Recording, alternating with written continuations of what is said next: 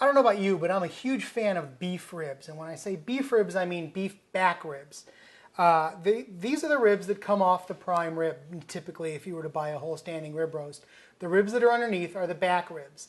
I tend to buy my prime ribs or standing rib roasts, or actually as boneless rib eyes. So they're neither prime nor prime ribs because they're boneless. I get them at Costco in the cryo. You've seen the videos on those, I presume.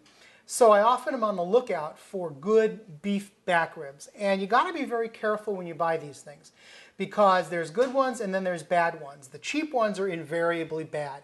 They've had all the meat carved off them. And that makes sense because the meat that you can leave attached to the prime rib, you can sell for $15 a pound. If it's just carved off and left on the bones, you sell it for $3 a pound. So it makes sense for the grocers to want to leave as much meat on the rib roast section as possible. But occasionally, you can find a local supermarket that does these by hand and leaves a lot of meat on the bones.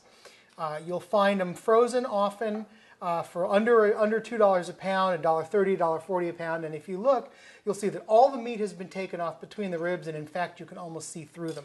But if you're lucky, you can find good ones in large hunks where it's still quite a lot of meat. There's a nice cap of meat here and here. And as you can see, this end of it still has plenty of meat on it, especially this big thick end. Okay, these are actually decent ribs, and I found them at my local supermarket where they tend to do this always by hand. Now, one thing they do that I'm not crazy about is they will frequently cut them up into individual ribs.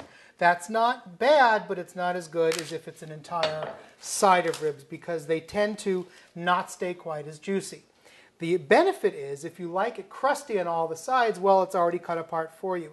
And as you can see, there's a lot of meat here, especially this eye part, which has the juiciest, most flavorful, tender meat on it. And these ribs are actually fairly nice, even though they've been cut apart prior to cooking. So I have some lovely ribs here. I'm going to roast these up. As you may be surprised to think that ribs like this don't really require the low and slow barbecue typical treatment. You can certainly put them in the smoker for 4 to 5 hours and heavily smoke them, and they will absolutely fall apart. They're delicious that way, but they are also incredibly tender all on their own. They don't need a lot of cooking. They're more like a steak than they are like something like spare ribs or beef short ribs. They don't require long, slow either braising or smoking. What I typically do with these is I cook them in a regular oven about 325, 350 degrees for 1 hour with nothing on them but salt and pepper. When they come out of the oven, they're not very brown, so sometimes I will blast them at 500 for an extra 30 minutes or so to get them brown and crusty on the outside. And then when you cut into them, they're incredibly juicy. They're chewy like a steak. They're not fall apart tender like barbecued or smoked ribs, but they are absolutely fantastic. So when you buy your ribs, try that recipe, but be very careful. Get the good ones with lots of meat on them. Don't get the ones that have all the meat taken off them because they're not a bargain at any price. Stick with the good ribs from a good market.